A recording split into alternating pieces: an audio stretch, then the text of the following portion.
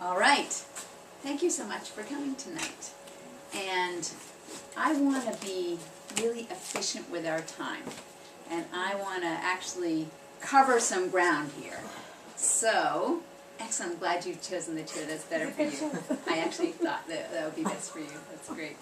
And so, I'm going to be, in the interest of us really covering the important points, I want to just be transparent about it, that I'm not going to be covering all and reviewing and rehashing all the stuff you already know about neck pain, not the stuff that you can read about that, on this website or this book.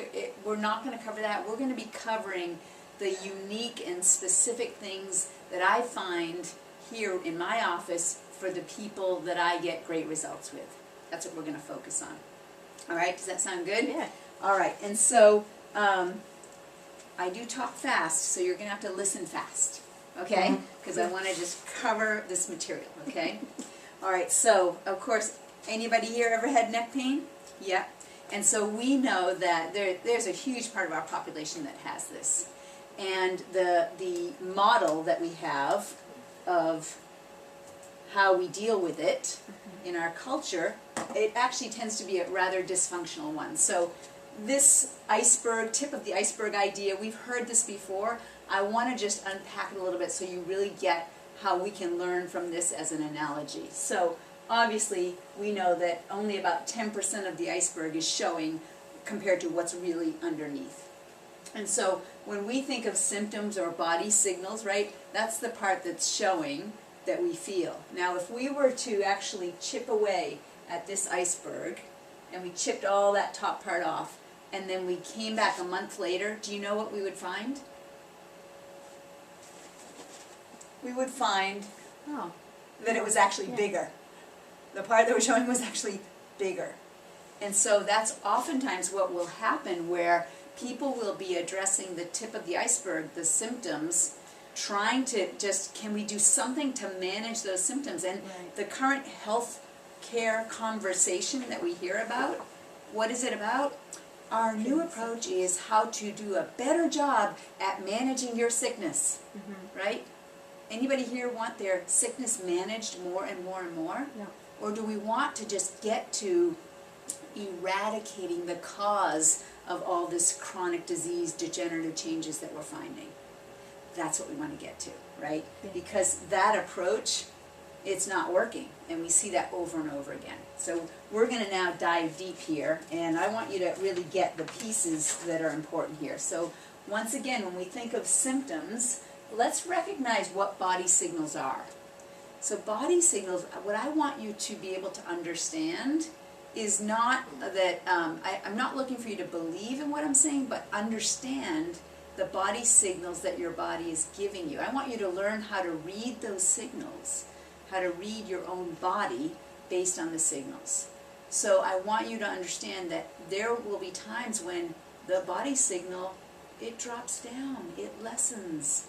And I want you to equate that with, I'm dropping inflammation in my body. And then there are times when things flare up, and I want you to start equating that with, oh, inflammation has gone up in my body. And so then we can start to link the body signals with behaviors. And we can start to ask ourselves, what did I do that increased the inflammation? Or, what have I been doing that's dropping this inflammation? So we're going to look at all the things that can impact inflammation, and that has one of the biggest impacts on what you can do as far as the body signals around neck pain. Okay, does that make sense? Okay, so we're going to now look at this illness-wellness continuum. And I like using this because if you look at this reference, here we have dead, here we have neutral, and here we have perfect. And what we find is there's actually 3 phases in here, three segments, 3 categories. So there's the category of health, there's the category of not sick, and there's the category of sick. And what I find is a lot of people are living right here in not sick zone, not healthy zone, but not sick zone where there's no symptoms. and then they'll have flare-ups that might last a few weeks, a few months, and then they're back here and they think they're healthy and sick, healthy and sick, when actually they're just not sick and sick. And I would say that the majority of our population actually has never really tasted this zone of really healthy, what that's like. And they're equating their definition of health as just not sick. Does that make sense? Yeah. And so if you're living here, you're actually quite close to going into that sickness part of the zone. Whereas if you're living up here, it's a much longer distance to travel. There's more robustness in your system if you're actually living in the healthy zone. Okay? And so everything I want to cover now is to help you understand the things you can do to get better results so you have a better life. Things that are going to push you in this direction because our culture is pushing you in this direction. Okay? Does that make sense to everybody? Okay, great. All right. And also, I want to cover what are some dangerous beliefs. So one dangerous belief is that the neck pain is the problem, right? People oftentimes will identify that the body signal is the problem, and we really need to learn how to discern between what the problem is, what the cause of the problem is, right? And then what the symptom or body signal is, right? So if somebody comes in with a certain complaint, oh, you know, my neck pain, it hurts, and they ask me, should I take fill in the blank medication? My answer to them is, I don't know. And they like say, I hate it when you give me that answer.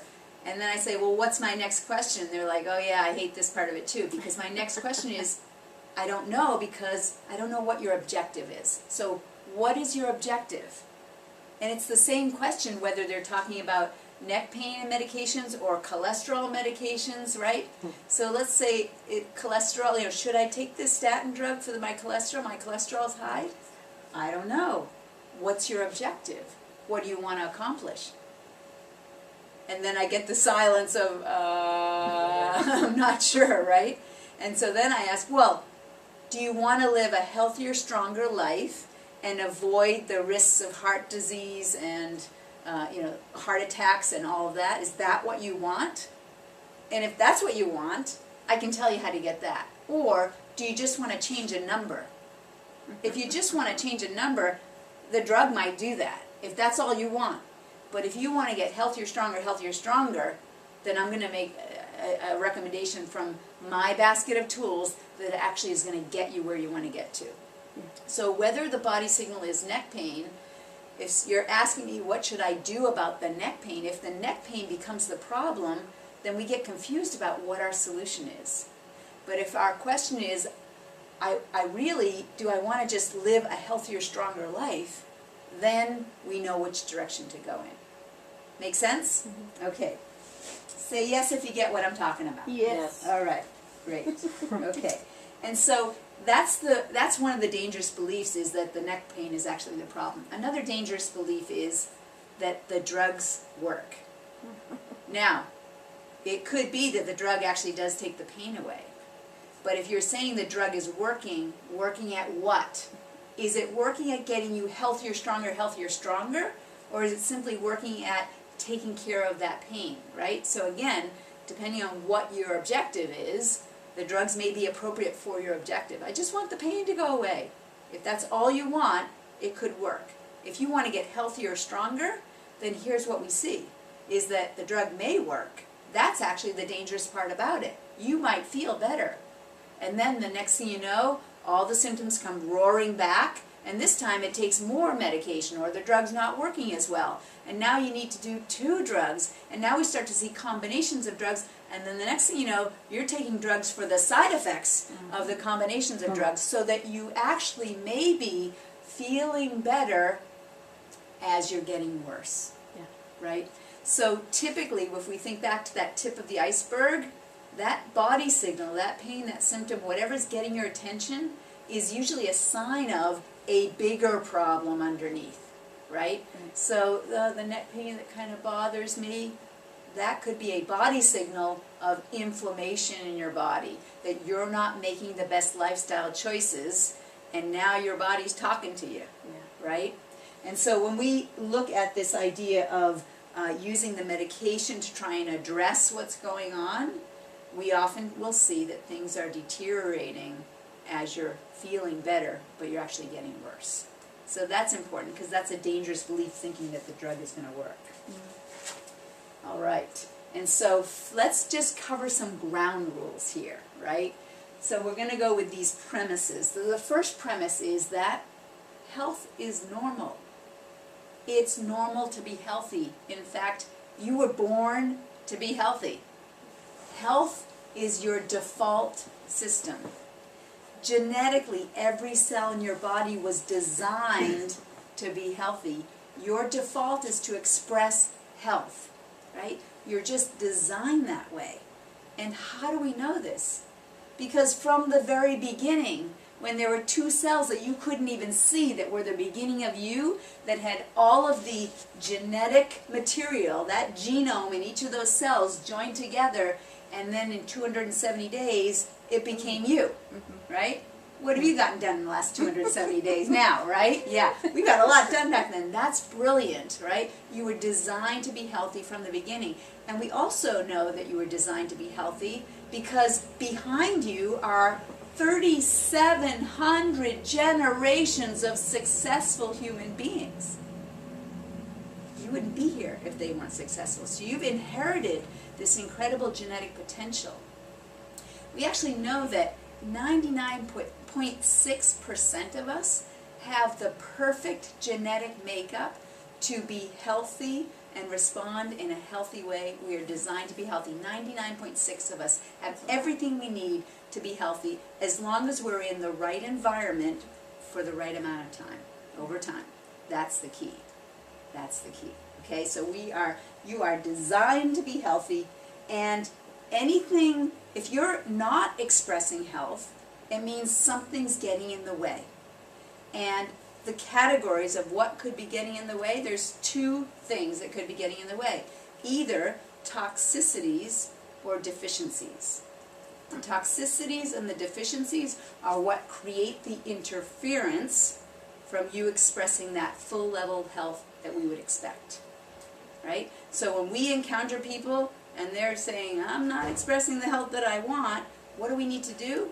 We need to check out what's their lifestyle like. What's getting in the way? We have to look at what are they choosing as far as how to eat, how to think, and how to move that is creating this environment where they're not expressing health. Look at where those toxicities and deficiencies are, and then we need to just reconcile them, right? We need to just figure out what do we need to do to correct that and get them right on track again. Yeah. Okay, so here's the next premise now. Your body is smart. You are intelligent. You have intelligence within every cell of your body. Every single cell has intelligence there. All the intelligence that you need to be healthy and healing is inside every single cell in your body. All of them working together.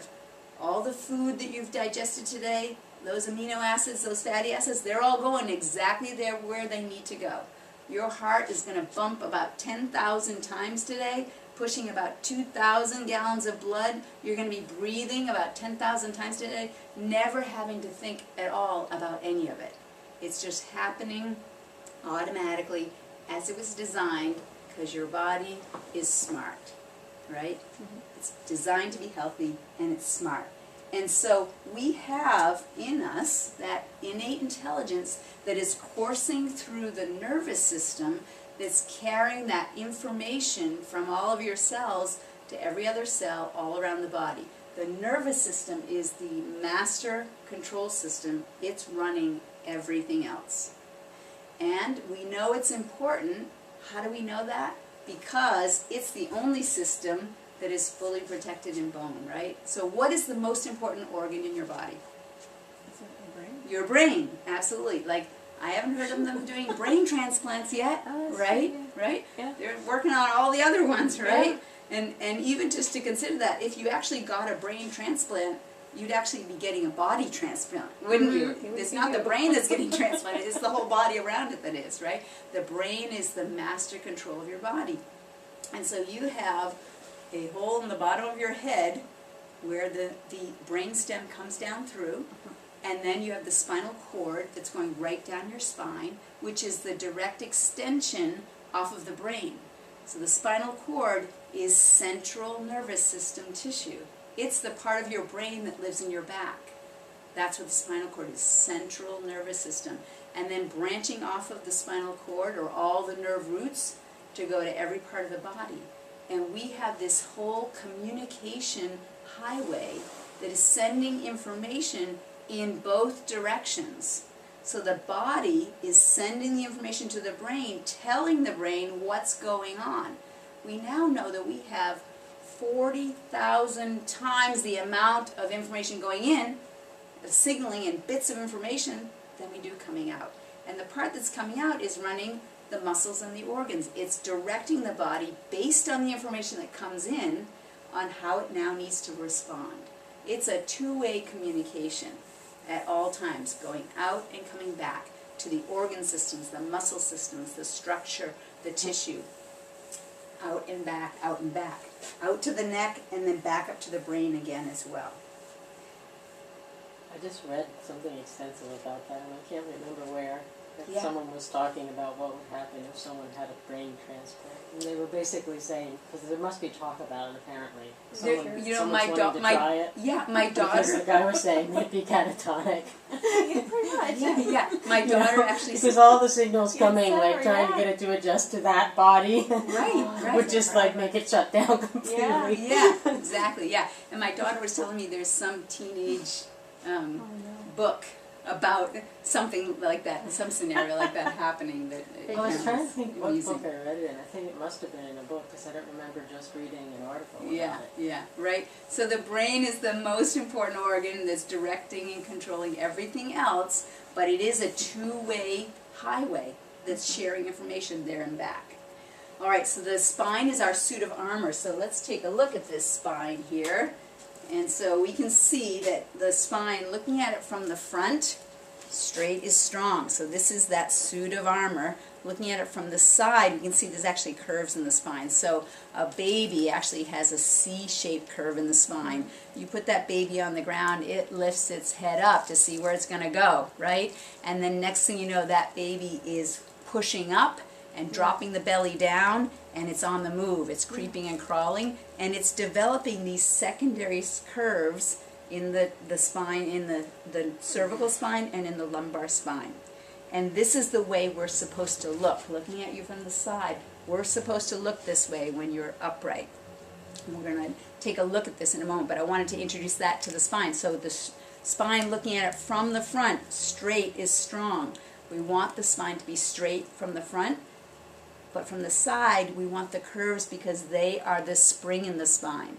And if we have spring in the spine, then we don't have the deterioration, degeneration, right? That spring in the spine is what preserves and protects your spine. It's the alignment, how the bones are all stacked up, and how that spring in the spine protects the discs, which are the spacers where the nerves come out. So those discs are all in between each bone, making sure that there's room for that nerve to come out. And so we want to protect the discs. We do that by protecting the curves in the spine. Okay? So that's that Spine 101 as far as the spine being our suit of armor. And so if we do have a situation where we're not expressing health to the level that we want, something's interfering with it. So what is it that could be interfering with it? It's our modern life that is unnaturally stressful. So we have never had the levels of stress that we have now. Every time we make a change that's supposed to make our life easier, it just piles more stress on, right? The last 50 years especially have been more and more and more stressful. And so what's going on here? Yeah, we're adding stress more and more. Okay, so what is it that's going on when we pile stress on? Let's recognize, remember, our body was designed to be healthy. So what's actually happening in this design when we're stressed? Okay, think of now back, ancestors, 3,700 generations back. What kind of stress would those ancestors have had that they would want their body to be able to respond to perfectly? Predators. Predators, right? Yeah, so tigers, bears, right? Okay. Threats, yeah. Anybody here ever actually encountered a tiger or a bear? No. No. Oh my. Well, we actually have the design. We'd be ready. We'd be ready if it happened. Except that it hasn't happened, right? So our ancestors had this whole design that if a predator showed up, we would know just what to do. And what would we do? We would need to get into fight or flight, right? Yeah. So that would be the stress that we would have. Would our ancestors have had any kind of chemical stress? No. Not unless they ate something poison, but then their mouth would probably tell them this is poison, right? Yeah. Would our ancestors have had emotional, mental stress? You know, they probably actually had a whole hierarchy and community where everybody was accountable. Because if you weren't accountable, you were out of the tribe, and that was suicide. So everybody did what they were supposed to do. Everybody knew what their positions were.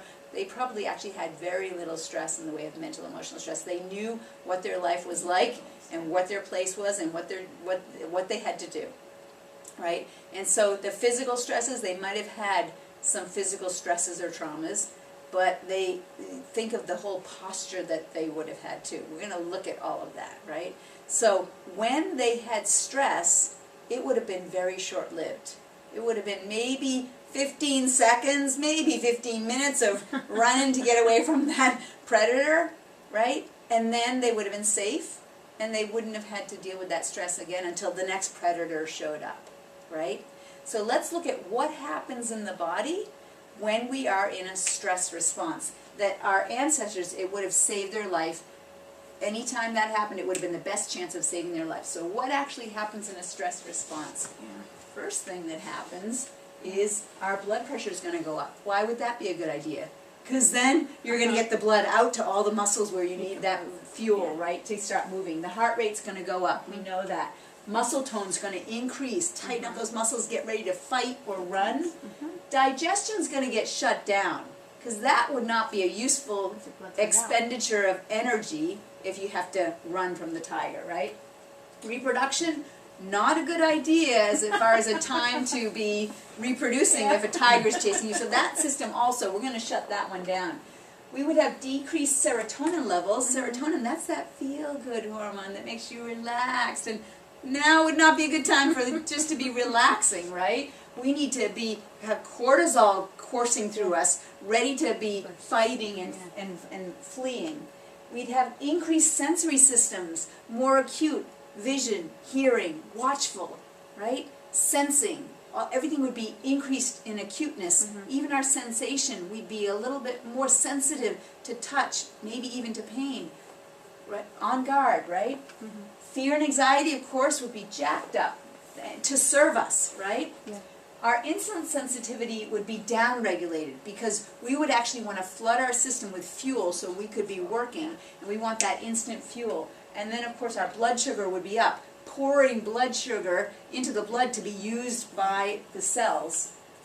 We would decrease our HDLs and increase our LDLs, and part of the reason for that is that if we were going to have any kind of injury, the best way to help clot is actually by using cholesterol.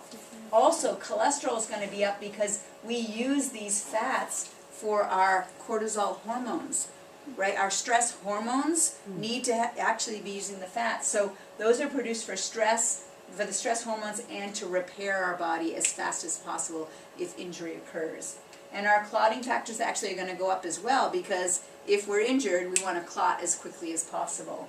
And then our immune response actually will downregulate, again, because that's a very expensive system to run. And fighting the tiger, that's not about the immune system, right? That's about fight or flight, right?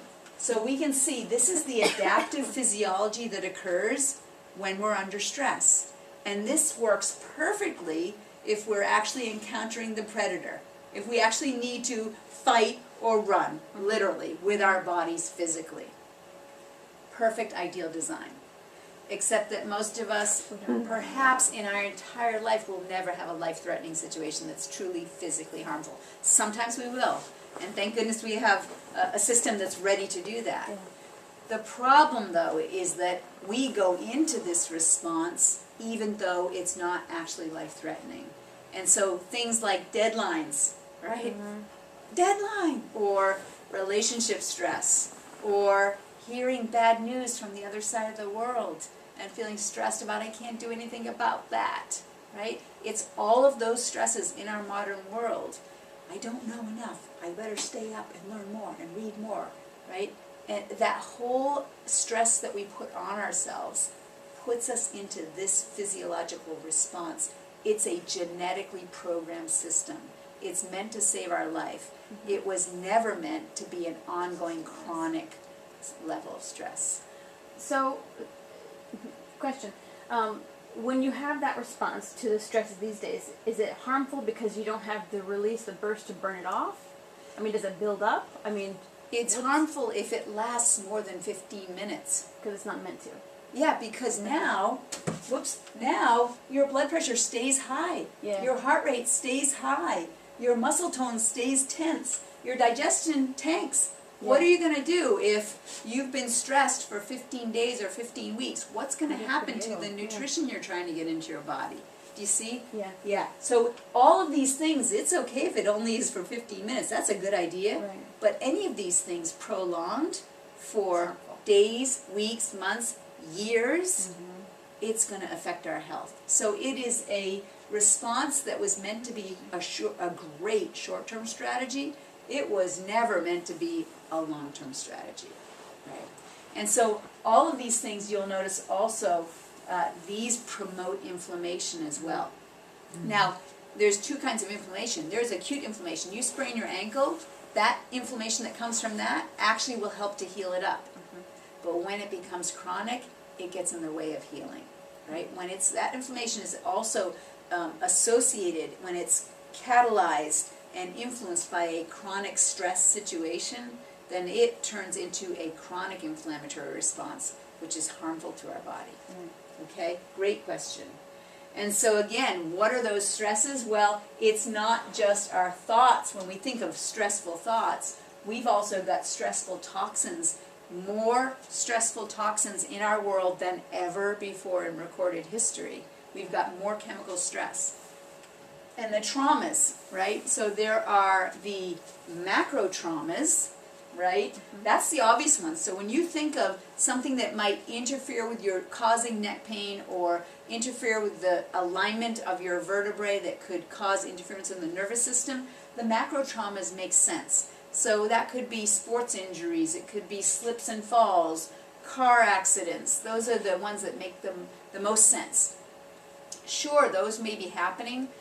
What do you think happens if a macro trauma happens to a system that is actually already in an inflammatory state, that is already chronically stressed? How well are we going to be able to adapt and heal from that macro trauma? In the design of the body, pretty much 6 weeks is kind of the limit of what we should be normally, healthfully being able to respond and repair any kind of injury, right? You know, if it's a fracture, maybe a little bit longer. But ideally, anytime we have a macro trauma, if we haven't healed that up in about 6 weeks, something's getting in the way. And we have to investigate what is getting in the way. It could be that you had the old stresses already in your system that were interfering even before the macro trauma happened. It could be that you had the macro trauma and you still have the ongoing poor lifestyle choices that are just keeping it going, interfering ongoing with your ability to heal up from that stress or that trauma.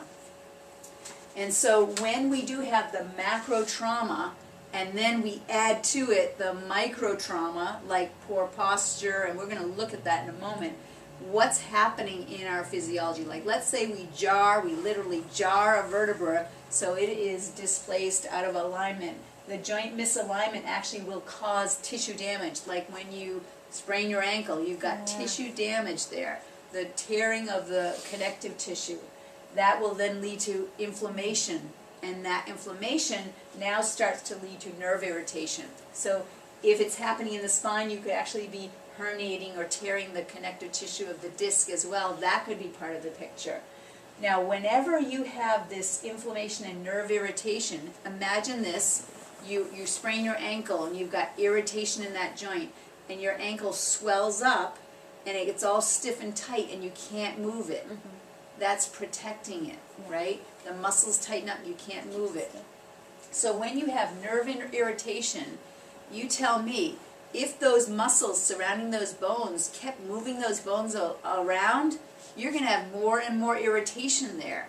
And so instead, if those muscles that typically are joint movers, if they change to their secondary job, which is joint stabilizer, and they strap down that joint and they splint that joint to protect you from any more damage, what a crazy idea that is, isn't it, right? That splinting, spasming is there to protect you. So if you think that's a crazy idea, how about this idea? What about the idea of muscle relaxants, medications, painkillers, medications that are going to take that pain away, that are going to take away that muscle spasm? What's going to happen then? We're going to continue to have more nerve irritation, more inflammation, more soft tissue damage, because, yeah, like I'm tearing up tissue right now, but I'm feeling good. I don't feel it at all because I've got my muscle relaxers and my painkillers going. That's a crazy idea, right? So if you have tension in your neck, it could be that your smart body is trying to protect you. And so once again, we have to ask, what's the objective? I just want that neck pain to go away. Is that really what you want? Or do you want to get healthier and stronger and improve function? Because if you do get that improved function, then there's no need for that muscle to be spasming anymore. So then if that muscle spasm goes away, it's because it's a healthy response. It doesn't need to be protecting anymore. Does that make sense? Say yes if you get what I'm saying. Got that? Okay, great. Okay, so when we have this muscle spasm, smart or stupid? Smart, right? And when the spasm happens in the muscles and it straps down that joint, what will also happen is movement of the vertebrae and the joint is one of the things that pulls fluid in and out to feed the tissue. And so we call that imbibition. So if we were to restrict the motion, we would start to lose that imbibition, that feeding of fluids and nutrients in and out of the disc, in and out of the cell. And if we lost the imbibition and we have the muscle spasm, we now have joint fixation. And when we have joint fixation, that starts to send signaling to our brain that will cause us to even increase our stress even more. We literally are sending what are called noxious signals to the brain, which now start to turn on that stress response. And now you can start to see how we can have a vicious cycle where we had a macro trauma, and if it caused the misalignment, interference, subluxation in the joints and in the nervous system, it now sets us up for having chronic stress as well. And if we compound that with lifestyle choices that are chronically stressful, then what is going to happen to our inflammation in our body? Right? And so when we start to get that body signal of, oh, my neck pain, it's gotten worse, yeah, is the question, do I just need more medication? Or is the question, what did I do that is promoting more and more inflammation in my system? Right? So it's more empowering to be able to ask yourself, what did I do? What can I do? Right? Rather than just be, I don't know what's going on, but I don't like it. And just stop it. Right? And I get that, because pain is never pleasant, but we want to learn from it so we can make our best choices, because we want to make sure we're addressing the bigger problem and not just that tip of the iceberg. Right. So now we've looked at the spine, let's look at the nervous system. So the nervous system is all about flow, right? The message is flowing from the brain through the spinal cord, through the nerve roots, and back again, back and forth. And so we have the central nervous system, which is the brain and the spinal cord coming down here. Then we have the nerve roots that are coming out. So this is the central nervous system, this is the peripheral nervous system, and these are the organ systems. And we have this communication going back and forth, back and forth. As long as the messages get from the brain to the cells and back again without interference, you get to be healthy. And if there's any interference that occurs, that's when we start to see breaking down in the tissue, breaking down in function, breaking down in organ systems, breaking down in the nervous system and the peripheral nervous systems.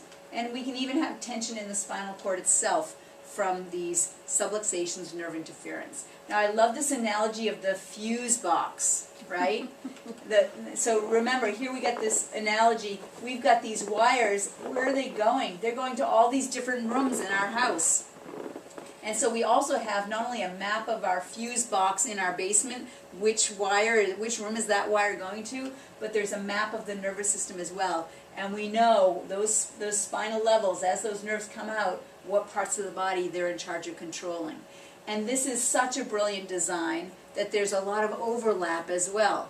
So the nerves that are coming out of here are controlling this, but so is this one, and so is this one, and so is this one. And then there's one at the top here that also comes out and has some control over it. So there's a lot of overlap. Now when we have, let's say that we blow a fuse and all the lights and electricity all goes off in one room, do we then go and check the light bulb and the toaster and the appliances to see what's wrong here? Is that what we do? I'm not supposed to, but that's where I start. You might start that way, but when you see the whole room go out, right, clearly you're going to go down to the basement and see which switch here has blown, which fuse has blown, right? Yeah. And so that's what chiropractors are doing. They're trying to figure out which switch, which fuse is blown that's affecting your health. Now the other thing you're going to do if the fuse gets blown is you're going to try to figure out, wonder why that happened, right? Because it will never happen randomly. The only time that fuse blows in your house is when there's overload, right? If we plug everything on in that room, like that overloads it. Or if there's some wire that's in water somewhere that we didn't know about, that short circuits, that's going to blow it. And it's a protective system. It's going to stop the house from blowing up, right? And so not only do chiropractors want to figure out which fuse is blown, but we want to figure out what's overloading the system and how can we change that as well, right? And of course that's coming back to your lifestyle choices, how you eat, how you think, and how you move. Okay, very good, very good. So now let's talk about what about those lifestyle choices and those micro traumas. So first off, posture. This is the modern world we're living in, and check it out, the posture. Look at this, a very happy guy, and his head is forward, right? Mm-hmm. And that postural stress, this is really become a huge problem and is tanking the health of so many people. Yeah. So we've got not just computer stress, now we've got that text stress, we've got all that kind of stress in our system. And if we look at, again, coming back to the spine here, right, and we look at what are the activities in our regular modern life now, we oftentimes will see that people are slumping in their posture, looking at their phones, right? I see it over and over, looking down, looking at the computer, right? Sitting and studying and trying to figure it out. We get deadlines, working hard, right? And we see these abnormal postures showing up that start to create this stress in the system. All right, so those micro traumas, those are an important piece, and posturally, that is actually poor posture in the workplace, poor sleep posture, right? All kinds of poor posture is what is promoting a lot of the subluxation patterns that we actually find in the system and creating more and more of that chronic inflammation in the system. And you know, there's some rules that we have, even in my house as kids are growing up, right? We want to sleep on our back and we want to read on our belly. So we want to develop a good curve, just like a baby is on its belly lifting its head up. But when we're sleeping, we don't sleep like this, we'll tend to sleep like that. And that twisting can be a problem. So sleeping on the belly, we don't want to do that. But if we're awake and we want to read on the belly, we can actually help to reinforce that curve. right? And then of course there's just all the sitting that we're doing. Yeah. Sitting is the new smoking. The research now tells us that we want to limit the amount of sitting to 3 hours per day. That includes meal times and commuting, right? Wonderful. And some people, you know, they have the meal times and commuting, and then they add all the work time in their sitting. Yeah. You want to do everything you can to stop all of that sitting. And, you know, getting a standing desk can be great. And you just want to make sure you have the proper work postures, even with the standing desk, right? Yeah. So not a standing desk that you're bent over like this with, right? So you want to make sure you're having the proper work postures. But sitting is the new smoking, and it really is tanking our health. Okay, so if we look posturally at what's going on, so here we see this like paleo man, strong human being, right? We can see it where the ear is over the shoulder is over the hip. Like that's what we want to be seeing right here. And then the spine has the curves to it. That strong, upright, strength posture. This is what we start to see, and we literally can see, right? We know, just based on the laws of physics, that when the center of the head is over the shoulder, that's the easiest way to be carrying that bowling ball on the top of our neck. If we take a bowling ball and we start to hold it out here, that same weight costs us more and more energy to hold. And we can see that when we take the head, with every inch that we go forward of the shoulder, it's actually going to start to double the amount of weight that's going to be on the back of the spine. So it's going to be starting to create tension right up here and tension right through here. And so you can see what happens over time. Time and gravity are not on your side when that head starts to go forward. Next thing you know, time and gravity's just pulling it further and further forward. And all these muscles that are attached to the back of the skull and going right down the back, when the head is upright, those muscles can actually be relaxed. When we see this starting to happen, those muscles are now holding on, holding, and by the time it gets to here, those muscles have turned into ropes and into wood. They get so tight, they get gristly, they get fibrotic in nature because they're turned on all the time, and muscles were meant to be on and then relax, on and then relax. So this constant stress on these extensor muscles actually creates gristle in those muscles, fibrotic changes in those muscles.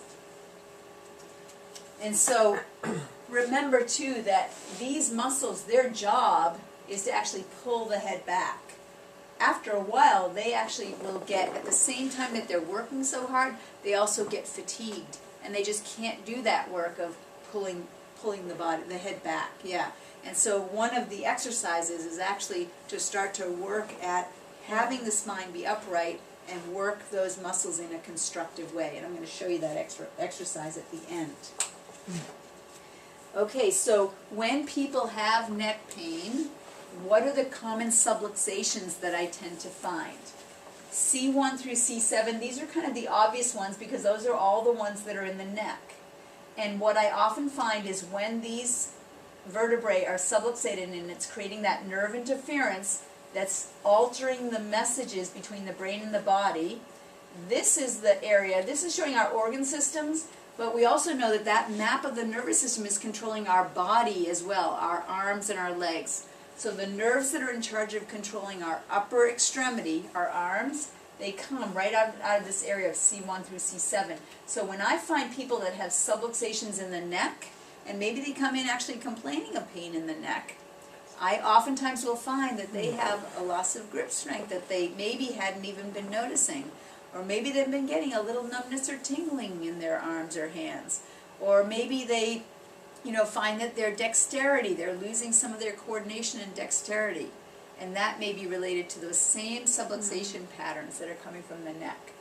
What we also find is the organs that are in charge, that the map of the nervous system is in charge of controlling from this area, C1 through C7, includes includes nerves that are going up into the head, so it can affect structures of the head. It could affect the eyes, the ears, the nose, the throat, our speech, our vision, our hearing.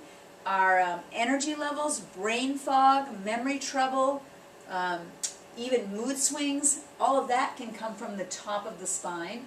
We find the middle of the spine's in charge of the thyroid gland, the immune glands in the throat, and then we find the lower part of the cervicals is in charge of, as you can see, coming down here, it can actually start to affect even down into the stomach. We have this vertebra coming out here, this nerve coming out here, going out down into the stomach, so we can have the stomach, the liver being affected, we can have the blood sugar handling capacity being affected, all of that coming right out of the neck.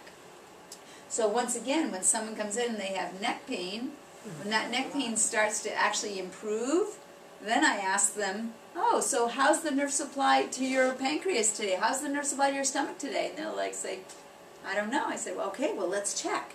Because you're not necessarily feeling whether the nerve supply to your stomach is being compromised, even if it is from that same subluxation in the neck that might actually be related to the upper extremity or even the pain in your neck. When the pain goes away, it doesn't necessarily mean that the subluxation is gone, but it may be an indicator that you're making better lifestyle choices and lowering the amount of inflammation in your life. So we're still going to pay attention to it as a body signal, but we're going to make sure that we're also measuring whether or not you have subluxations that could be compromising your health in some other way, even independent of neck pain. Now T1 to T5, this is that whole upper thoracic area right here. And I do find that if there is subluxation in this area, it will affect how well those muscles can be holding the head up and controlling the neck. And so sometimes the neck pain that I find, we have to make sure we're correcting any subluxations in the upper back as well. That's an important one too. And the upper back, those subluxations as far as organ functions go, often will relate to the heart, the lungs, the gallbladder for digestion, the stomach, even into the pancreas and blood sugar handling areas. And that's all this upper part right in through here. All right, so how do we know if we have subluxations? There's 5 objective criteria that we use. So the instrumentation is when we're scanning your spine and we're literally looking at the nerve supply to the muscles, the nerve supply to the organs, and we're seeing whether there's evidence of interference there. Motion palpation is just feeling, are those vertebrae moving or not? Because when we have subluxations, what happens? We'll tend to strap down that joint, so we'll find that there isn't as much motion in the joint. Even static palpation, which is just feeling the alignment on its own without adding any movement to it, we can feel, is the vertebra misaligned? Is there any tenderness in there? That's often a sign of inflammation as well. Visualization, that's all about the posture. So the posture is an important indicator on whether or not there could be interference in the nervous system. And then x-rays is another way of just looking visually at what's going on in the spine as far as the alignment goes. I also will look at other parameters like the tension in the heel cords down in the feet, because when there's pulling tension in the spinal cord, we'll actually see it showing up in the feet. So that's a great parameter for us to use to see, is that tension dropping effectively or not? And then we can start to investigate if it's not, what are you doing in your life? What's the behavior that keeps ramping up that tension? All right, and then finally, let's look at if we were looking at an x-ray, what would it look like? And oftentimes we'll see subluxations that will look something like this. So this is a look at the spine as if we just cut it right down the middle like this, so we can see here's the spinal cord that's coming down here. Here are the nerve roots that are coming out from between the bones. Here's the bone itself. Here are the discs in between. And so we can see a beautiful disc here, beautiful disc here. What's happening to this disc? It's actually herniated and could be putting pressure on the nerve as that nerve is trying to exit out of that hole between the 2 vertebrae. This is the spinous process. Those are the bumps that you can feel on the back of your neck right here. So this is the jaw, this is the back of the head. Now if we took an x-ray, this is what it would look like. So here's the jaw, here's the back of the head, and we can see the top vertebra, the second one, the third, the fourth, and so on. We can see the body of the vertebra, and we know that the spinal cord is running right down through here, right across here. Now what we want to see, remember, we want to have that spring in the spine. Remember we said that. Remember we said that a baby, when you put it on the ground, it starts to lift its head up and it develops this beautiful cervical curve, right? We want to see that curve going like this, where you see this red line. And yet we'll see from traumas or macro traumas or micro traumas, postural distortions, that we're going to see actually this is a reversal of that curve. It's going backwards instead of going forwards. And when we lose that proper curve in the spine, we then lose the spring in the spine, and now we start to have jamming in the spine. And if you look closely, you're going to see this bone, it's smooth, and the disc space is fairly big. Another smooth bone with some disc space, but what is happening here? We can see where's the disc here, and look at how the bones are actually spurring here. So this is a degenerative change that has occurred in this spine.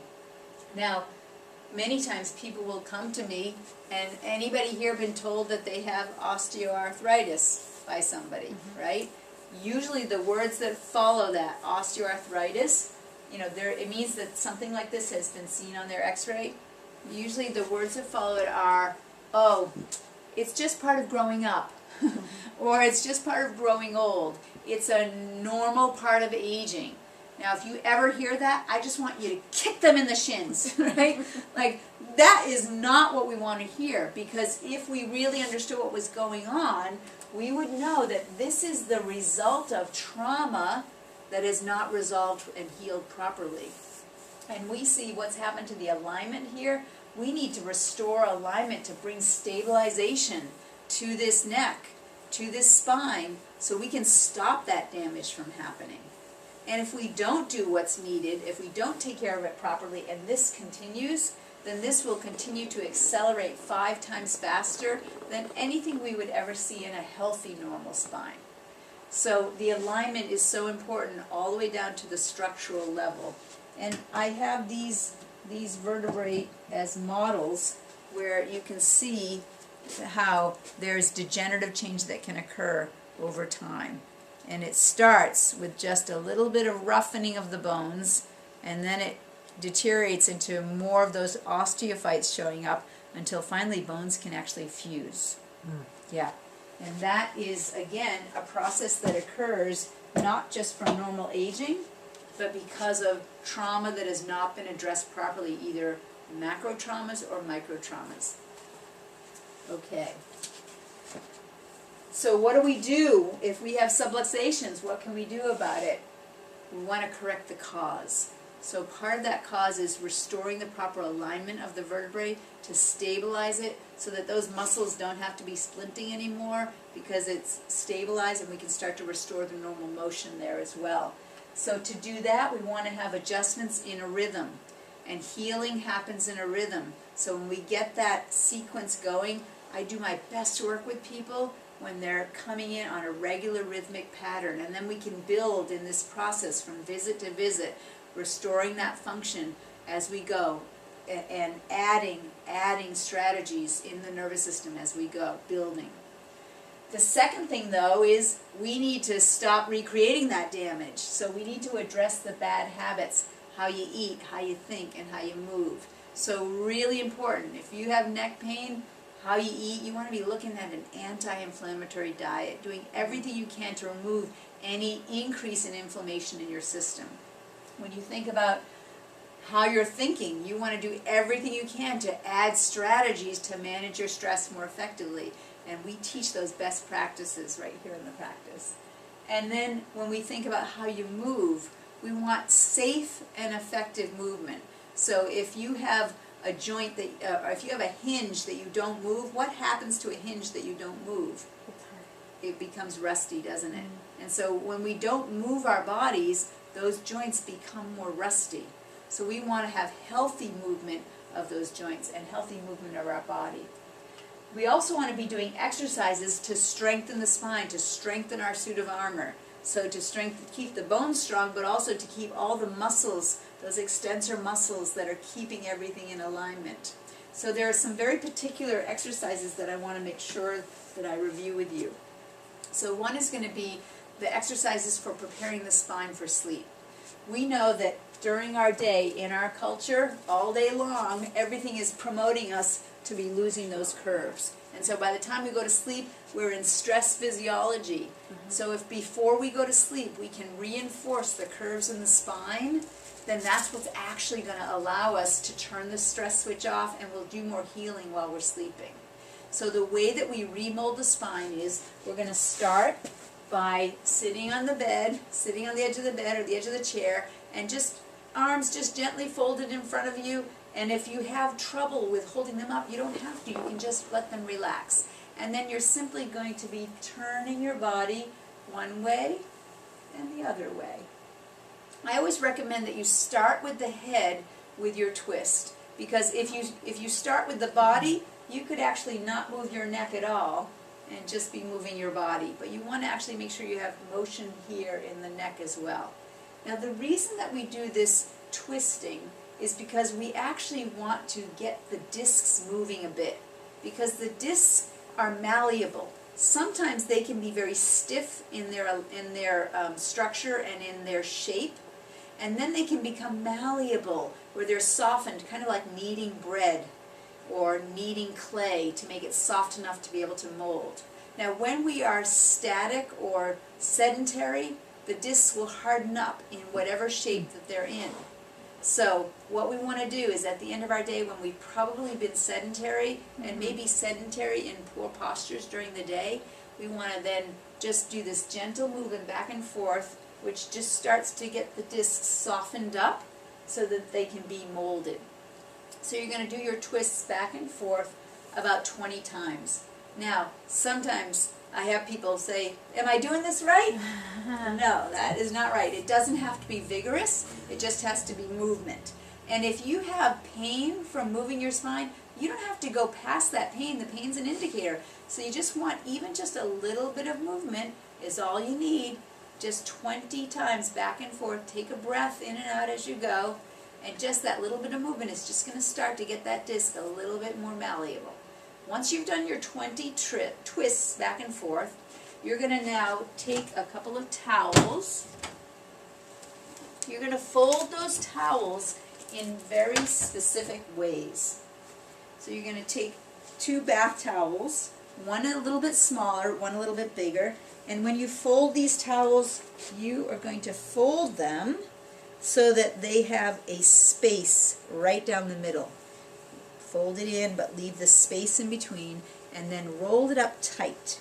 And when you roll it up tight, you're going to now have a platform that is soft in the middle and firm on each side. And you could even just put rubber bands around it and then just reuse it each night. You're going to have one towel that's a little bit smaller, and you're going to have one towel that's a little bit bigger. But both of them will be rolled the same way with the space in the middle. The big towel actually is the one that goes under your neck, because the muscles in the neck are smaller, so they don't take up as much room. These muscles are quite large. They take up a lot of room in that curve, so the smaller towel is going to go into the low back. Little correction going to happen there? Yeah. So when you put remember that when we look at the spine, we want to remember forward at the neck and forward at the waist. That's where we want those curves to be. We don't want forward at the head. We want forward at the neck and forward at the waist. Okay, so when you put the towels behind you, you're just going to put it in that natural place right under the waist and that natural place right under the head. Okay, now some of you have a lot of rigidity in your spine, and when you first put these under, it might be uncomfortable. If it's uncomfortable, just go 5 minutes. And if it gets uncomfortable, take it out. The next day, go 6 minutes. The next day, 7 minutes. Just build up slowly. Some of you, you're going to put these towels underneath and you're just going to sink into it. It's going to feel so great. All right, so in 20 minutes of just lying there, those discs will harden up. Once the 20 minutes goes by, you take the towels out, and then you can get into the bed and go to sleep. Now, would you want to get into the bed and then read that book that you've been working on? Nope, right? So you don't want to do anything to alter those curves once you've got them beautifully molded. And then when you're sleeping, most people are not going to move enough in their sleep to make the discs all malleable and then distort them again. So once they harden up, it's going to really take care of you during your sleep. Now, these exercises for preparing the spine for sleep, for some people that don't sleep so well, they actually help them to sleep better. But if you're a great sleeper, you still need to do the exercises, because the real purpose of it is to remold the curves in the spine so that you can have a healthier spine. All right, so the exercises for preparing the spine for sleep, that's an important one. Now for some people, again, their spines, either the low back or the neck, might just be too uncomfortable with the bulky towels. So we do have also a neck vital, let's see, no, I don't have it. I'll show it to you if you're interested. It's called a neck vitalizer, and what it is it's a small pillow with a hand pump. And you can actually blow the air up into it, and so as you blow it up, you're going to find the comfortable amount for you, and you just start at that level. So that can be a little bit easier. Same thing with the low back. So we want to promote those healthy curves in the spine.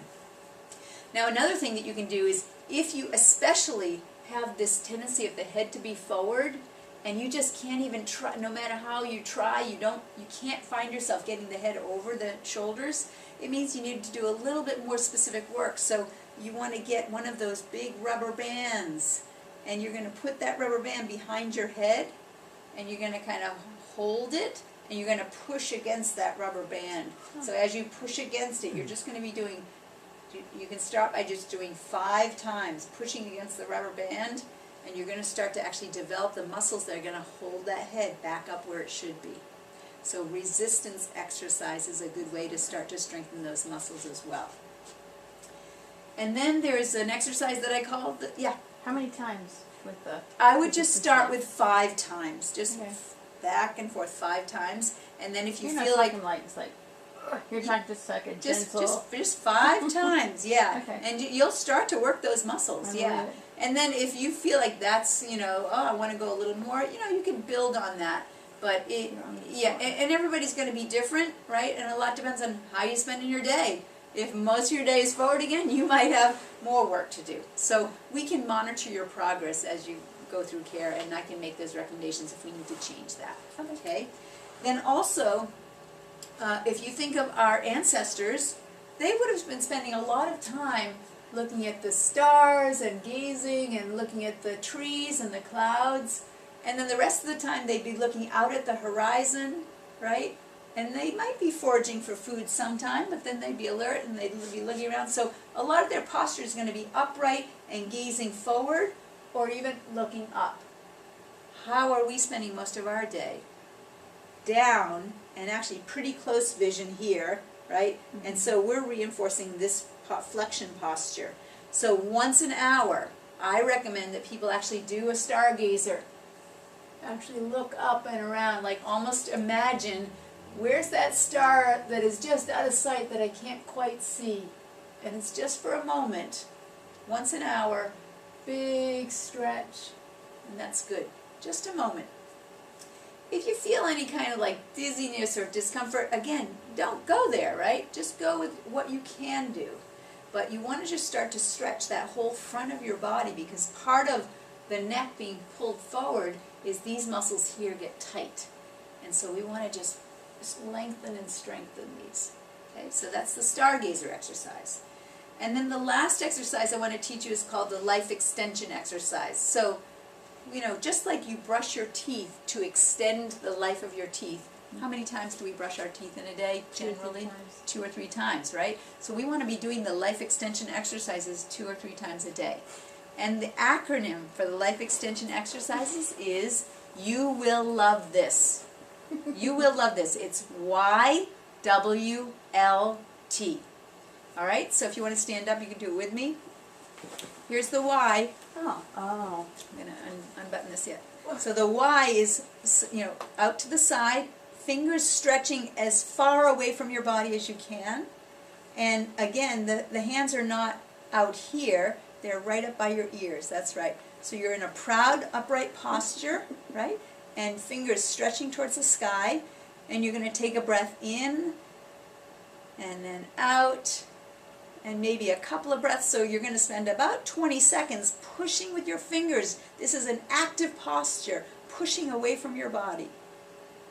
Okay, that's the Y, you. The Y for you. W, you will. You're going to go into a W. You're going to try and put your elbows into your back pockets. Pushing your elbows down into your back pockets. right? That's the W. Once again, you're going to take a breath in, and then out, and then in, and out. So about 20 seconds, pushing into the back pockets. One more strong push, and then you're going to go into L. You will love this. You will love this. This is the L. The L is where you're going to gaze at the horizon, gaze far, far away, and you want to pull your hands back so you can't see them when you're gazing at the horizon. Like, oh, I can see that little pinky back a little further. There we go. Can't see those hands, right? So you're working right now. You are working those scapula, the extensor muscles, you're working them. So again, breathing in, breathing out. You're going to go about 20 seconds. And then you're going to go out to your T. You will love this. This is the T. And same thing, you don't want to be able to see your hands, so they're going to be back. That's right. And pushing your fingers as far away from you as you can. And breathing in and breathing out. About 20 seconds here. And then you're done. And you can give somebody a high five. Right? Yeah. So those are the life extension exercises, twice a day at least for those. So that's how you develop all those extensor muscles. And the whole time you're doing that exercise, you want to be in that proud, upright posture. That's the key. Proud, upright posture. That's the inner corset thing? That's a different part that we cover a little bit more with the torso, but these are the ones that are important for the neck. Okay. Yeah. When I say proud posture, I just want you to be upright, yeah, as Right. much as you can. Yeah. Okay. And so, I have so many people that say, I'll get to those exercises, I will. Now's not a good time. School's about to start, right? Yeah. Procrastination is the thief of health. Yeah. Absolutely it is. There's no time like the present. There's never going to be a better time to do it. Just start now. Start from where you are. And if you're someone that's watching the recording of this and you're curious about whether or not you have subluxations, I would love to just sit down with you and do a check and really find out whether you do or not. So call our office and find out how you can get started, and we can find out whether or not we can help you too. Thank you so much for your time and attention. I'm happy to answer any kind of questions, or especially clinical questions if you have them. Just ask away. So, but I'm going to shut off the recording and we'll answer those questions. Yay.